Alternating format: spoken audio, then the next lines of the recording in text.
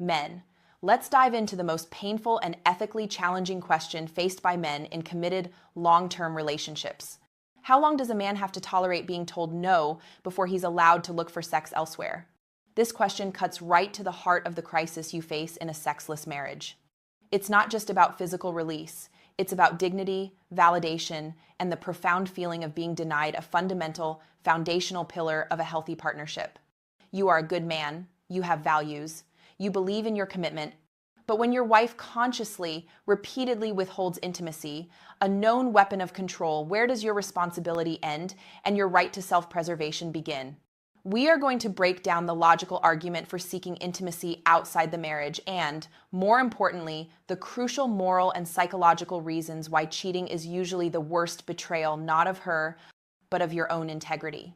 If you've ever wrestled with this devastating dilemma, please hit that like button now. Tell me in the comments, where are you watching from? And please subscribe to support men's emotional health and vitality. The myth perpetuated by our current society, a gynocentric or women-centered society, is that if a woman is withholding sex, the man must be the problem. The narrative insists that the man is somehow at fault, having done something to make her shut down or undesiring. The health-critical truth is that women consciously weaponize and withhold sex. This is a devastating, documented strategy used to control, punish, and emasculate their good husbands. The logical argument, the trap. From a purely rational standpoint, if one partner denies a fundamental, agreed-upon component of the marriage, sexual intimacy, it is logically reasonable for the deprived partner to seek that need elsewhere. In some cultures, women explicitly say, "Go get a mistress," because it removes the burden of their own obligation. The societal denial. Our culture actively refuses to acknowledge that a woman can consciously weaponize sex. Instead, it buys into her victim stories, narratives about what he has done to her, and uses sweeping, generalizing movements, like "believe women," to group all men, including the good men, into a small percentage of abusers. The gaslighting cycle. When a man is provoked into anger or reaction by the withdrawal, she points the finger. "See how he talks to me? See his reaction? He is the problem." The good man often buys this gaslighting, believing, "I did react badly. I must be the problem." This is the matrix you live in. Biologically, living in this constant state of deprivation, gaslighting, and perceived blame triggers chronic cortisol stress. This stress drives you toward a desperate solution, cheating, which your body subconsciously knows will bring temporary relief, but at the cost of long-term self-respect. Emotionally, the denial of sex is an attack on your dignity. Your desperation to seek validation outside the marriage is a logical consequence of being starved for affection and respect at home. In my 5 years working with men facing this reality, the truth of the logical argument stands: you are being denied a fundamental need. However, the reason most good men don't cheat, and the reason it is almost always destructive if they do, is found in the high morals and values you possess. The integrity barrier. Good men have deeply ingrained morals, often religious or ethical structures, that guide them. When a good man crosses his own moral line, he experiences profound remorse, guilt, and inner turmoil. The psychological cost. You feel bad about yourself not because your wife is angry, but because you betrayed your own standards. That internal feeling of being untrue to yourself is far more damaging to your health than the original denial of sex. The hidden betrayal. Furthermore, you must understand that sometimes the sexual deprivation is part of a larger strategy to push you to cheat. Why? So she has the maximum possible ammunition, the worst betrayal, to use as a weapon against you when she inevitably decides to leave or blame the marriage breakdown entirely on you. Your job is not to win the logical argument. Your job is to preserve your own integrity and character in the face of this emotional attack.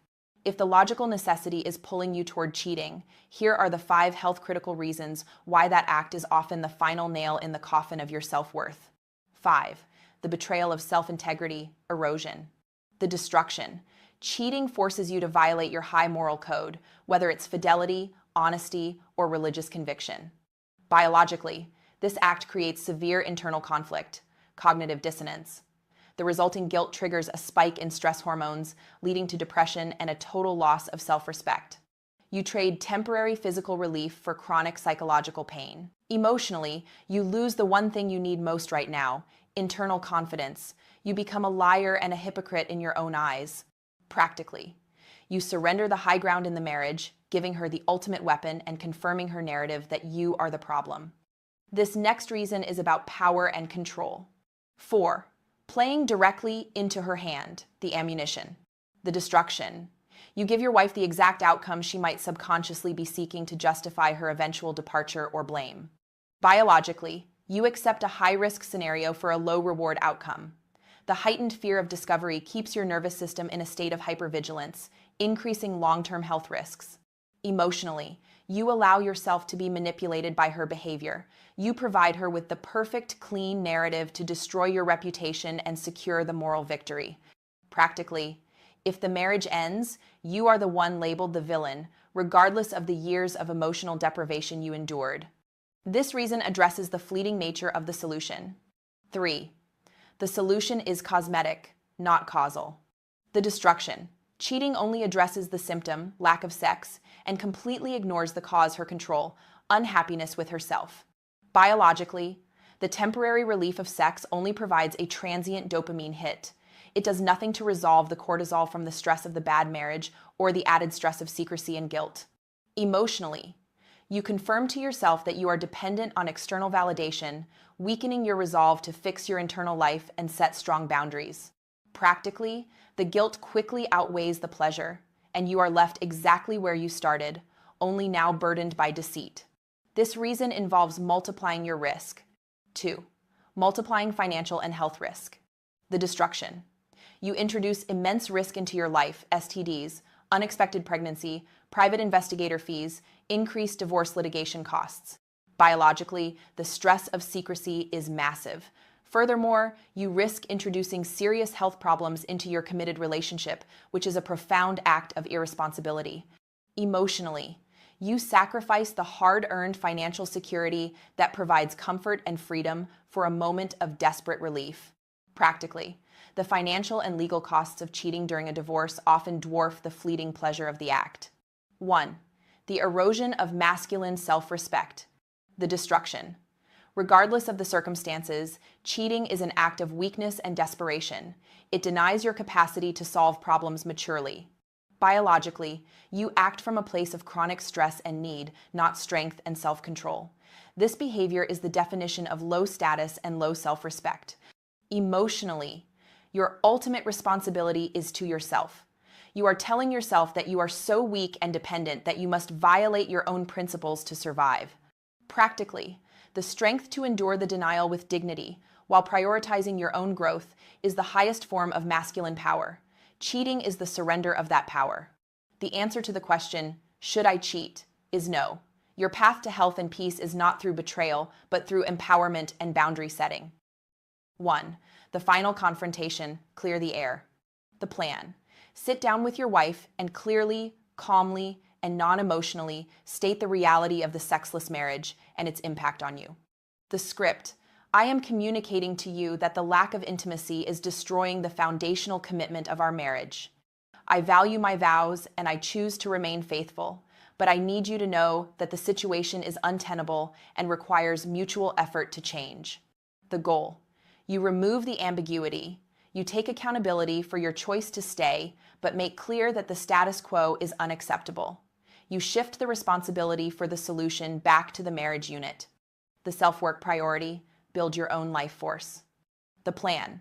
Aggressively focus on areas of your life that build your confidence, purpose, and self-validation, entirely independent of her approval or affection. What to commit to. Focus on intensive physical training, career goals, and deep, meaningful male friendships. The emotional impact. You neutralize the power of her withdrawal. When you are strong within yourself, her denial becomes irrelevant to your self-worth. 3. The unconditional boundary. My integrity is non-negotiable. The plan. Draw a firm, non-negotiable boundary around your personal integrity. You will not violate your values, and you will not be manipulated into doing so. The rule. Focus on what you can control: your honesty, your fitness, your finances, and your self-respect. The goal. You choose dignity over temporary relief. This is the path of masculine strength. Good man, your worth is not measured by your wife's willingness to grant you sex.